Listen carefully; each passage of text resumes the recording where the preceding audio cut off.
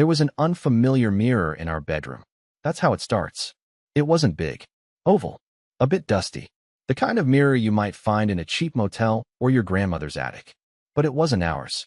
I noticed it on a Tuesday. The same day I realized our bedsheets had been changed, and not by me. Andy said she bought it at a flea market in Bellwood. Funny. She hasn't been to Bellwood in years. I stood in front of it that evening after she went to sleep, staring at myself like a stranger. I didn't recognize my own face. Or maybe I didn't want to. I had this ridiculous thought. Maybe it's not a mirror at all. Maybe it's a window. And maybe someone on the other side is watching me. I know how that sounds. But sometimes, when the lies pile high enough, reality gets slippery. That night, she whispered it. Like always. Don't be mad. Not loudly. Just enough for me to hear it, curled in her sleep like she was confessing to a dream. I didn't answer.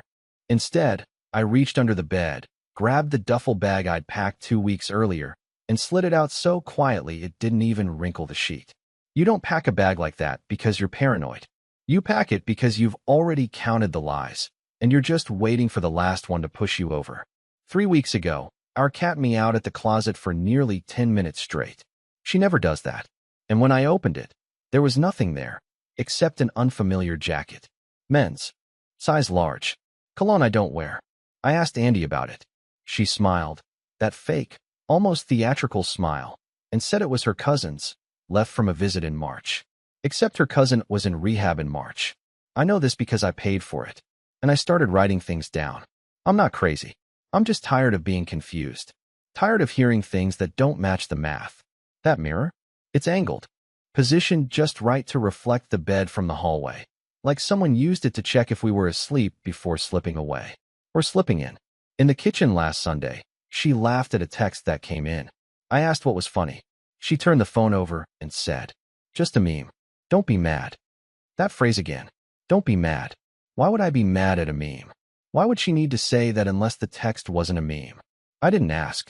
I just finished my toast and folded the napkin in 4 perfect squares like I always do. And that night, when she reached out to touch my chest, I winced.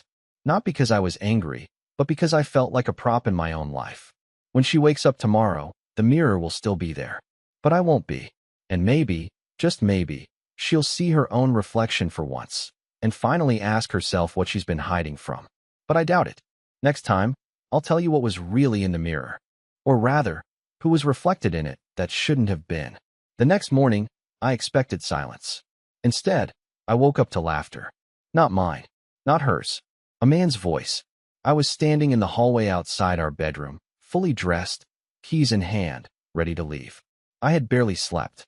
My heart had that thin, paper-like feeling you get right before a panic attack, but quieter. Numb. The only thing anchoring me to the moment was the sound of him. I pressed my ear to the door. And there it was again. A laugh. Then a pause. Then her voice, saying something low and sleepy, the way she used to talk to me on Sunday mornings. I opened the door, not sure what I'd find. But she was alone, lying in bed, phone in hand, hair messy from sleep. She turned to me casually, almost bored, and said, "Morning. Want coffee?" The voice was still echoing in my skull. "Who were you talking to just now?" She blinked slowly, tilted her head. "No one. Watching something." I didn't believe her, of course. But I didn't argue. I walked downstairs and made my own coffee, holding the mug tighter than I needed to. My knuckles hurt. I stared out the kitchen window for a long time. Long enough that the reflection of her face appeared in the glass behind me. That's when she said it again. "Don't be mad." I didn't turn around. I just nodded once and said, "Okay." After she left for Pilates, which I've started referring to in quotes, even in my head, I went back upstairs and checked the bed. Her phone was gone, but she'd left her iPad on the nightstand. And here's the thing about Andy. She's smart. Too smart. But she's also lazy with tech. She never unlinked her devices from our old cloud account. The one we set up before we got married. Before she was this person. It only took 30 seconds to access the synced voicemail backups. Most were junk. Old reminders, dentist appointment confirmations, one from my mom wishing us happy anniversary from 2 years ago. Then I found it. A voicemail from unknown. But the voice? Not unknown. The same exact voice I heard through the bedroom door this morning. It wasn't a name I recognized. But it had warmth in it. Comfort. The kind of voice that doesn't leave messages unless he already knows she'll smile when she hears them. Hey, last night was something else. I keep thinking about the way you looked when you said you weren't scared. I hope you're sleeping in. Text me when the coast is clear. The coast is clear. What a phrase. Like I'm the storm. That evening, I didn't confront her. I couldn't. I didn't know how. What do you say? Hey, I stole your iPad data and found a ghost. Instead, I asked her how Pilates went. She smiled, kissed my cheek, and said, good sweat. No towel in the car. No smell of shampoo. No soreness. Just lies dressed up in yoga pants. We had dinner like normal. Roasted chicken. She oversalted it again. She always does that when she's nervous. After dinner, she opened a bottle of wine. I declined. She asked if I was okay. I said I was just tired. She gave me that look, the one that pretends to be worried but is really just measuring how much you know. Then she went upstairs early. I stayed on the couch, lights off, wine untouched. That voicemail kept playing in my head, especially that part. You said you weren't scared. Scared of what, Andy? What have you gotten yourself into? Or worse, who? Later that night, I went back to the iPad. I scrolled through synced photos. Nothing too obvious. She's good at hiding things. But deep in a folder called Notes Archive, I found a picture of a napkin. Just a napkin. From a bar we've never been to. On it, written in ink. I'll never ask you to leave him. Just don't lie to me. My hands went cold. Someone out there knows about me. Knows about us. And he's okay with being the shadow. The secret. The whisper. What he doesn't know is I've stopped being okay with being the fool. I'm not leaving tomorrow. Not yet. Because if she's going to lie, I want to know everything. I should have left the night I found the voicemail. A smarter man would have. But I'm not smart, not when it comes to her. I'm the kind of man who rereads the same sentence 4 times in a book because I'm too busy thinking whether I remembered to compliment her hair that morning. I've always believed that love is earned by persistence. But persistence, I've learned, looks a lot like denial if you squint hard enough. The napkin photo kept haunting me. That name of the bar printed in the corner, the Violet Loon, sounded made up, like something from a dream or a failed speakeasy. I Googled it.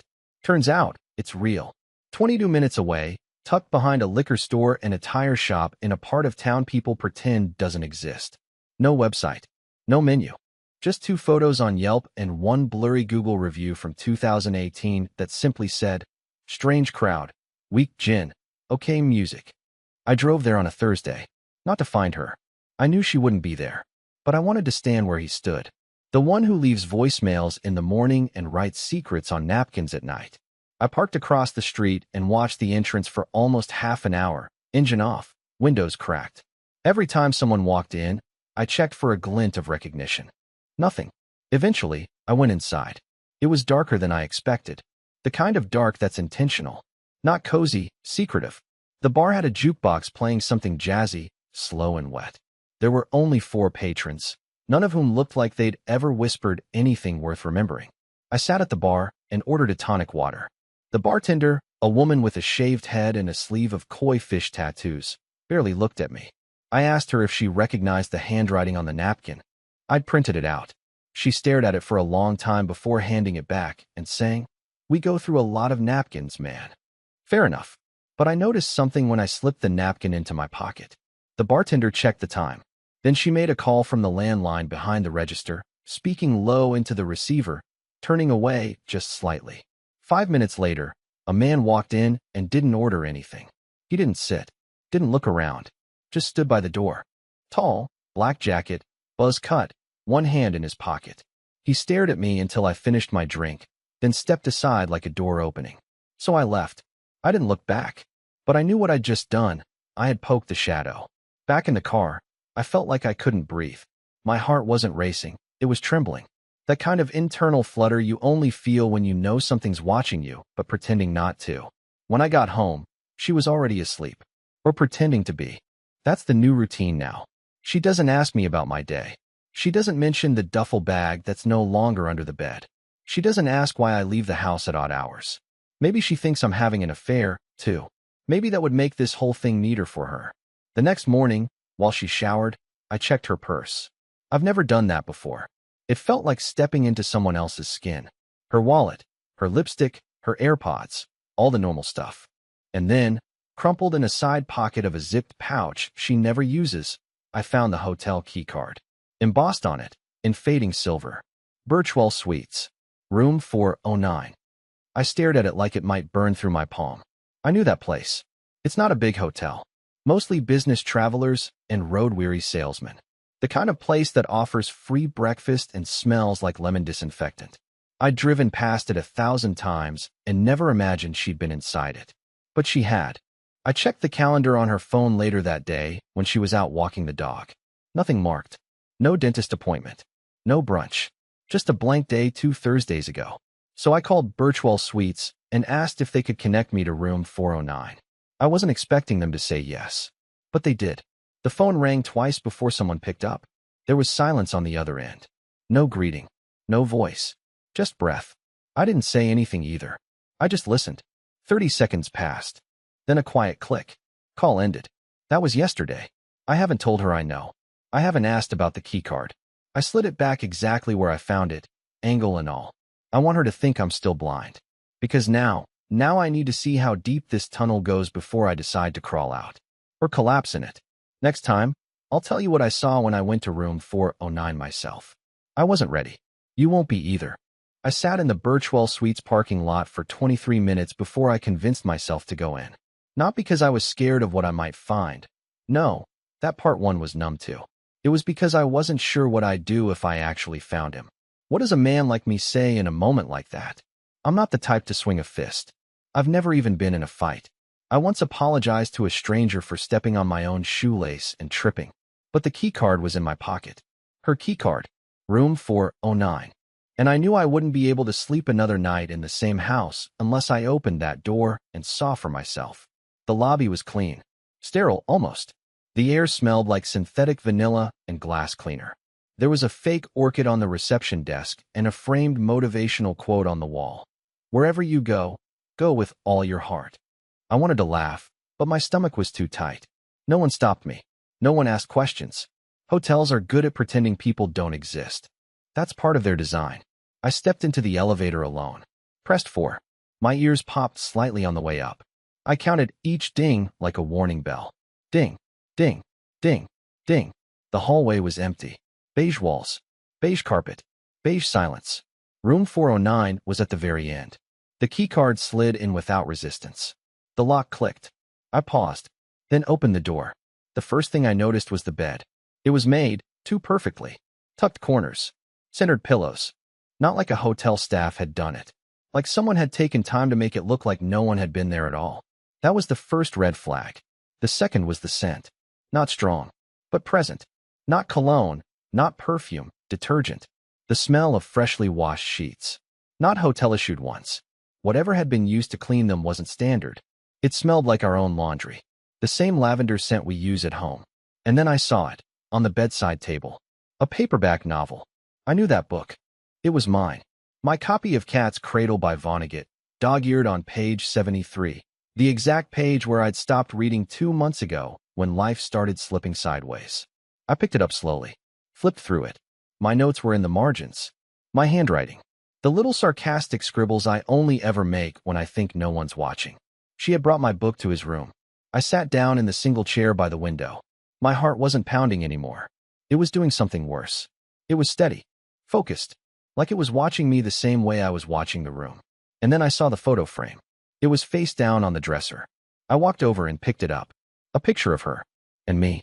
From 3 years ago. My birthday. She was kissing my cheek. I had icing on my nose. It was the only photo in the frame. No explanation. No note. Why would she bring that here? I stared at it for a long time before placing it back. This time face up. If he saw it, I wanted him to know I'd been here. That I existed. That this wasn't just her secret. It was ours. Or at least, it used to be. I didn't stay long. 15 minutes, maybe. I didn't touch anything else. I didn't steal anything or leave a message. I just stood in the middle of the room, letting the smell of clean sheets and betrayal sink into my skin. Before I left, I opened the drawer beneath the TV. There was a folder. I wasn't going to look. I swear I wasn't. But I did. Inside were printed pages. Not many. 5 or 6. Each one was a screenshot of a conversation. I only needed to read the first few lines to know what they were. They were from me. Text messages I had sent her months ago, maybe even a year back. Random ones. A birthday wish. A dumb poem I wrote. One where I said I missed her when she was away at a retreat. She had printed them out. I couldn't make sense of it. None of this made sense. Why would someone cheating on their husband bring his book, his texts, his photo, to a hotel room meant for a stranger? What game was she playing? What role was I cast in that I didn't know about? I left room 409 shaking. But not from anger. From confusion. And a creeping, gnawing suspicion that maybe this wasn't just about infidelity. Maybe it never was. Maybe it was something worse. That night, after I came back from Birchwell Suites, I didn't go straight home. I sat in the car at the gas station near our neighborhood for nearly 2 hours, engine off, my phone face down on the passenger seat. I wasn't waiting for anything. I just couldn't go back inside. Not yet. I kept thinking about the copy of Cat's Cradle sitting neatly on that hotel nightstand, like it had always belonged there. About my own handwriting inside someone else's betrayal. The room had felt like a museum exhibit of my relationship, staged by a curator who hated me. But eventually, I had to go back. I still had to play the role, at least until I knew what the game was.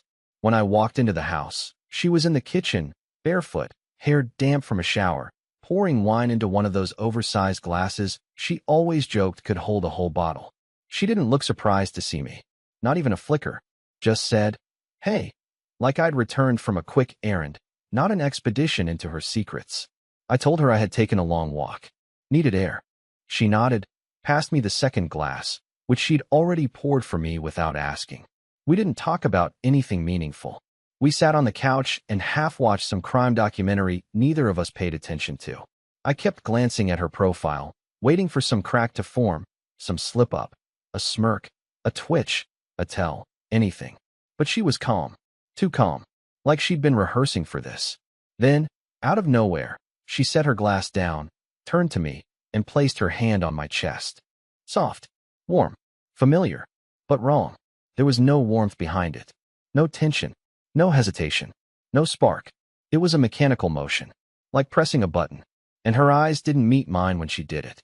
She looked over my shoulder, as if someone else was watching us. Like she was showing them, not me, that she was still here. Still committed, still in control. I asked her, "What are you doing?" She smiled, kissed me lightly on the cheek, and whispered, "Just reconnecting." Reconnecting. Not "I miss you." Not "I love you." Just reconnecting.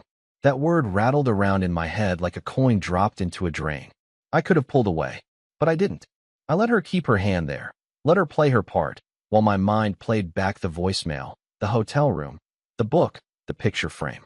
None of it added up. Not in any way that made sense. You don't take a picture of your husband to the bed of your affair. You don't print his messages unless you're trying to preserve something. Or prove something. I didn't sleep that night. She did.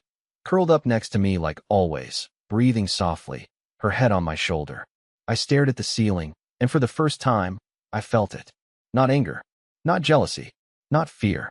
I felt like I was being studied. Like she wasn't cheating on me, not in the traditional sense. No, it was something else. Something colder. Like I was part of some quiet experiment. One where she already knew the outcome, but was waiting to see how long I'd take to reach it. The next morning, she made pancakes. Blueberry. My favorite. Said it was just because. She even hummed while she flipped them. That fake, too light melody she hums when she's pretending to be normal. I played along. I smiled. Ate too. Said thanks. Kissed her forehead. Then I excused myself to run errands. What I really did was drive to the photo print shop across town and ask if anyone had come in recently to print messages from a phone. Screenshots. Texts. The guy behind the counter was disinterested, chewing on a pen cap, clearly wanting me to leave. But when I described the woman, short red hair, scar on her left hand, wedding band on a chain, he paused. She was here last week, he said. Had a flash drive. Real specific instructions. Wanted thick paper. Matte finish. I asked if he remembered what was on the pages. He nodded slowly. Texts, yeah. Messages. All one-sided though. Just blue bubbles. No replies. That's when it hit me. She wasn't just printing our texts. She was editing them, removing her responses, creating a new story, a different version of us. But for who? That question is what will drive the next part of this story.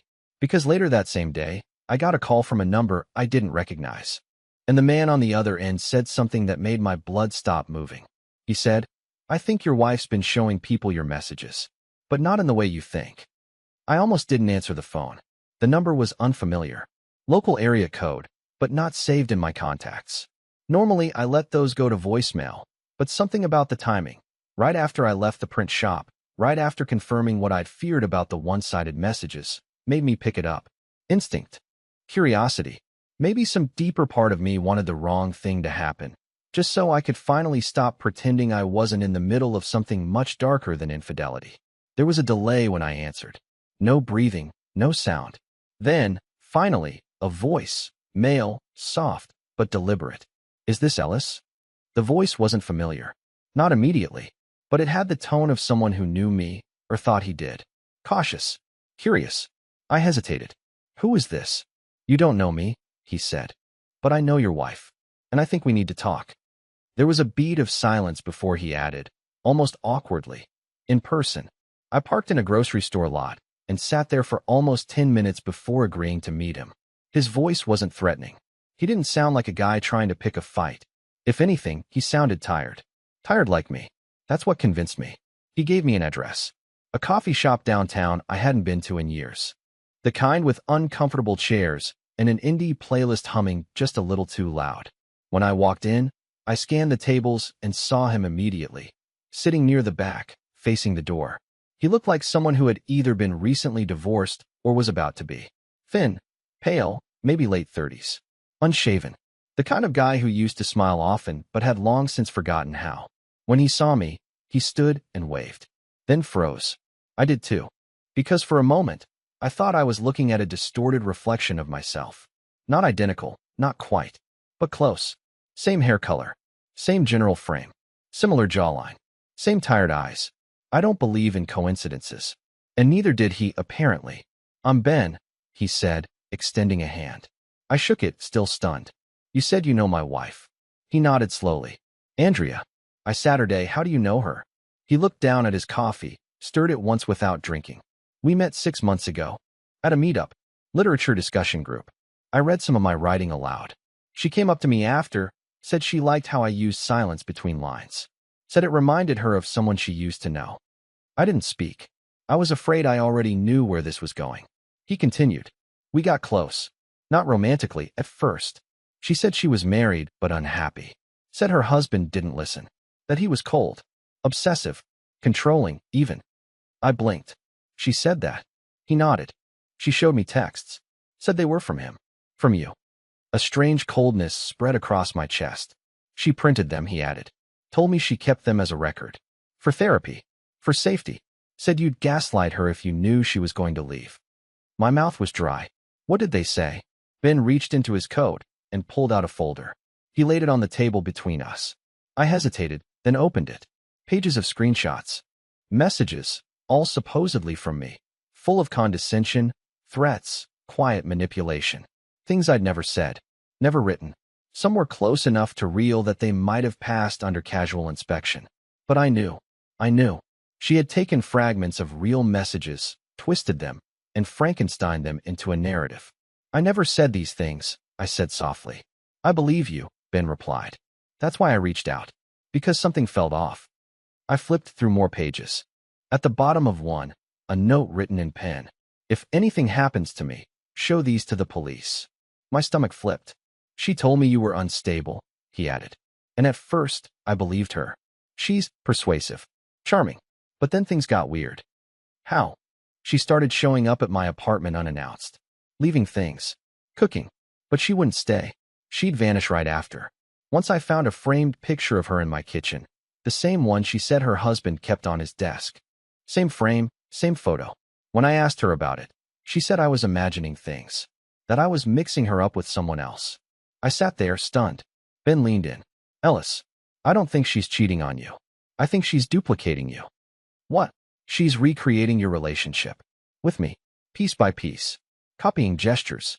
Words. Books. Texts. And the weirdest part? She wants to be seen doing it. She leaves clues. She wants us both to know, just not at the same time." I felt like I couldn't breathe. "She once said," Ben continued, "I like my memories better the second time." I didn't know what she meant, but now I think I do. I sat back, eyes unfocused. I remembered the hotel room, the clean sheets, the book, the photo, the feeling that everything there had been arranged, not left behind. Why would she do this? I asked, more to myself than to him. Ben hesitated. I think you should check her journal. I looked at him. She carries a red notebook. Small. Keeps it in her bag. I only saw it once. The cover said rehearsals. My throat tightened. He stood and slid the folder toward me. I'm sorry, he said. I really thought she was someone else. So did I?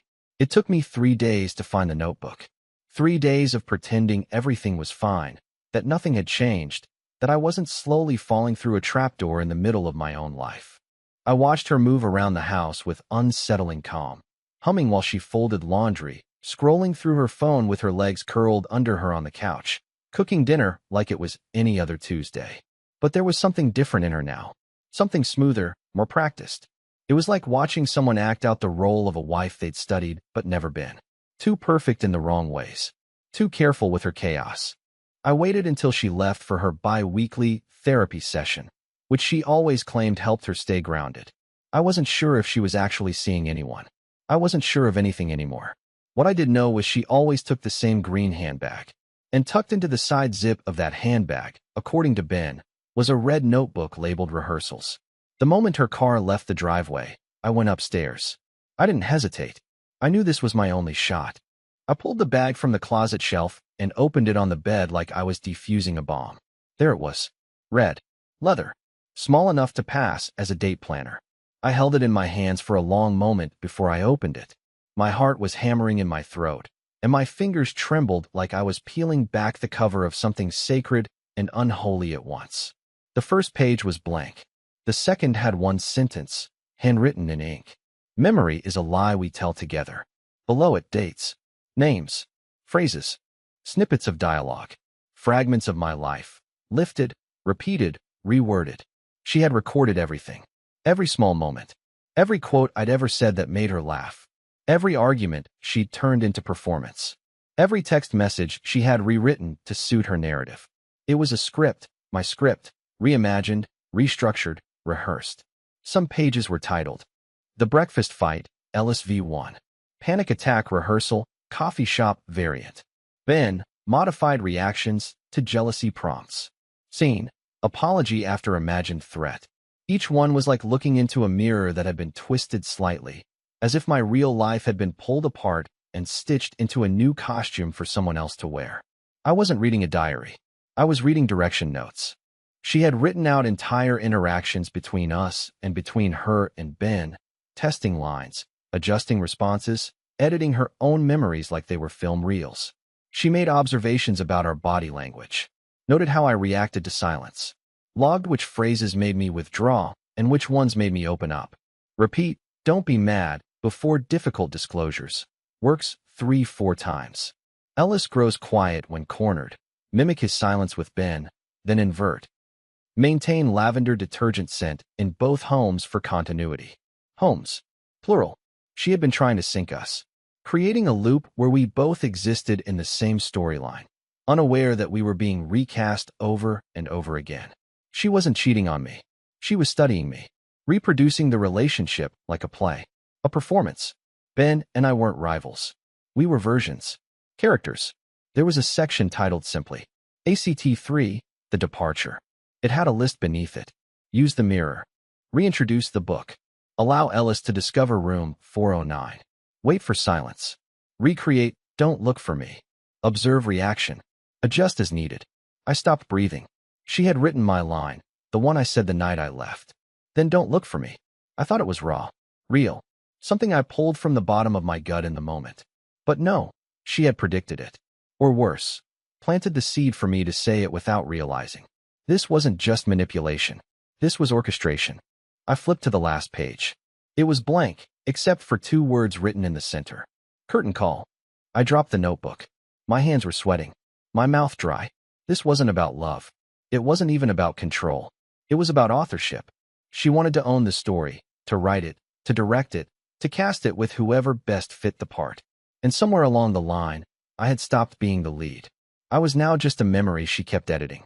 When she came home that evening, I was in the kitchen, drinking cold coffee and staring at the wall. She walked in, kissed me on the head, and said, "You okay?" I looked at her. I couldn't speak.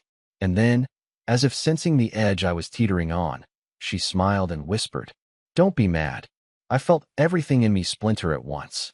I didn't say anything right away when she whispered those three familiar words, "Don't be mad." I just looked at her. Not in fear, not in confusion, but in absolute, still silence. It was like watching the final beat of a performance I'd seen one too many times, where the actors forgot they were acting. I wasn't in the scene anymore. I wasn't even in the audience. I had stepped off the stage. She tilted her head, waiting, maybe expecting me to say the line she wrote, the one in her notebook. "Then don't look for me." But I didn't. Instead, I smiled and said, "I'm not mad." And I meant it. Her expression faltered just slightly, like a director hearing an actor improvise off script. She blinked, as if the rhythm of the moment had gone out of tune. I stepped around her and walked to the kitchen table where I'd left the notebook, not to throw it at her, not to expose her, but to set it down between us. I placed it gently, the way you'd return something fragile to its rightful owner. "I read it," I said quietly. "All of it." She didn't deny it. She didn't gasp. She just stared down at the red leather cover, and for the first time in a long time, she looked tired. Not fake tired. Not performance tired. Human. I didn't yell. I didn't ask her why. I didn't need to. I already knew. Whatever was broken inside her, whatever empty space she tried to fill by rebuilding our love again and again in stranger shapes, I couldn't fix it.